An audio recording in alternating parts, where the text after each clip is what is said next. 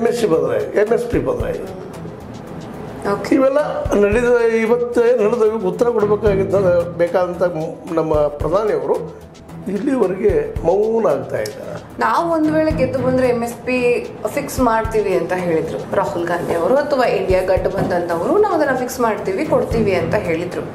ಇವಾಗ ರಾಹುಲ್ ಗಾಂಧಿ ಅವರು ಅದೇ MSPನ ಇವ್ರಿಗೆ ಕೊಡಿ ಅಂತ ಏನಕ್ಕೆ ಒತ್ತಾಯ ಮಾಡ್ತಾ ಇಲ್ಲ? ಅದು ಯಾವ ರೀತಿ ಸಾಧ್ಯ ಆಗುತ್ತೆ ಅನ್ನೋದನ್ನ ಯಾಕೆ ಸರ್ಕಾರಕ್ಕೆ ಮನಗಂಡನೆ ಮಾಡಿಕೊಡ್ತಾ ಇಲ್ಲ ಅವರು ಅಂತ ಅದನ್ನೇ ಮೊನ್ನೆ ಪ್ರಶ್ನೆ ಮಾಡಿದ್ದವರು. MSPಯನ್ನು ನೀವು ಯಾಕೆ ಮಾಡ್ತಾ ಇಲ್ಲ ಕಿಸಾನರ ಬಗ್ಗೆ ರೈತರ ಬಗ್ಗೆ ಅಂತೇಳಿ ಅದು ಮಾಡಬೇಕಂತ ಒತ್ತಡ ತಂದರು. ಅದ್ರ ಬಗ್ಗೆ ಇವರು ಮೌನ ಆಗಿಬಿಟ್ರು. ಯಾವ ರೀತಿ ಮಾಡಬೇಕು ಅಂತಂದ್ರೆ ಮಾಡೋದಕ್ಕೆ ಇದು ತಿಳಿದಂತಹ ಒಂದು ಸರ್ಕಾರ ಇದ್ದಾಗ, ತಿಳಿದಂಥ ಒಂದು ಥಿಂಕ್ ಟ್ಯಾಂಕ್ ಇರೋದ್ರಿಂದಾಗ ಇದು ಮಾಡಬೇಕು ಅಂತ ಸಲಹೆ ಕೊಟ್ಟರು. ನಾವು ಮಾಡ್ತಾ ಇದ್ದೀವಿ ಬಂದಿದ್ರು ಅಂತ ಹೇಳಿದ್ರು ಅವರಿಂದ. ಅವ್ರು ಬಂದಿಲ್ಲ ಇವತ್ತು. ಅಂದರೆ ಈಗ ಮಾಡಬೇಕಾದ ಕೆಲಸ ಇವ್ರದ್ದು. ಇದು ಮತ್ತು ಮೂವತ್ತು ದುಡ್ಡು ಕೊಡುವಂಥದ್ದು ಈಗಿನ ಸರ್ಕಾರದ ಕರ್ತವ್ಯ ಹೌದು.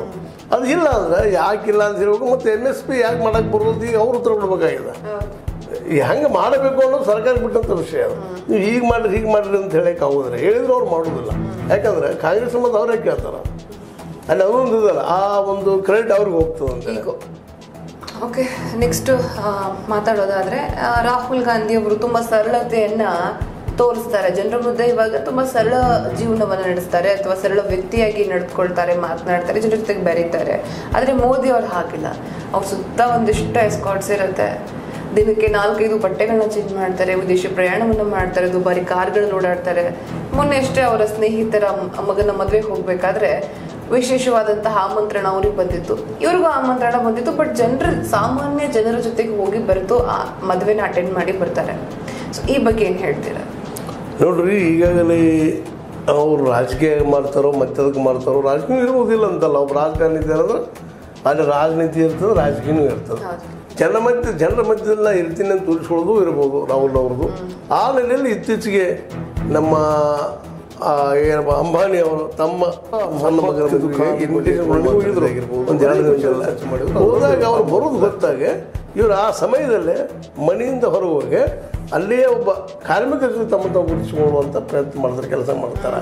ಅಂದ್ರೆ ಇಲ್ಲಿ ಏನು ತೋರಿಸ್ತದೆ ಅದ. ಈಗ ನೋಡ್ರಿ, ಮೋದಿಯವರು ಈ ಅದಾನಿ ಅಂಬಾನಿ ಅವರ ಮಕ್ಕಳ ಮದುವೆ ಆಗಲಿ ಯಾವುದೋ ಆಗಲಿ ಹೋದಾಗ ಜಬರ್ದಸ್ತಾಗಿ ನಾವು ಇವರು ಪರಾಪ ಅಂತ ತೋರಿಸ್ಕೊಂಡ್ರೆ ಇವರು ನಾವು ಬಡವರ ಪರವನ್ನು ತೋರಿಸುವಂಥ ಪ್ರಯತ್ನ ಮಾಡ್ತಾ ಇರ್ತಾರೆ.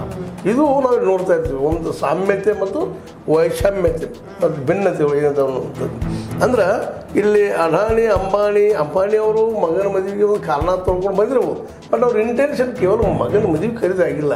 ಇಂದಿಲ್ಲ ನಾಳೆ ಸಮೀಪದಲ್ಲ ಈ ಇದ್ದ ಸರ್ಕಾರ ಬೀಳು ಸಾಧ್ಯಗಳೆಲ್ಲ ಇದ್ದಾವೆ.